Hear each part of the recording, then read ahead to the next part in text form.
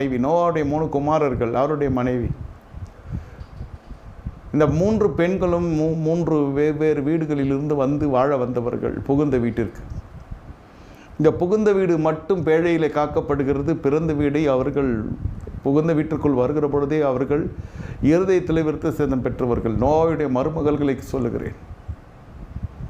ஒரு கூச்சல் இல்லை, ஒரு குமுறல் இல்லை, ஒரு கண்ணீர் இல்லை, ஒரு வியாகுலம் இல்லை. தாய் தகப்பனை பிரிந்தது எந்த துக்கமும் இல்லை, எந்த வித விசனமும் இல்லை.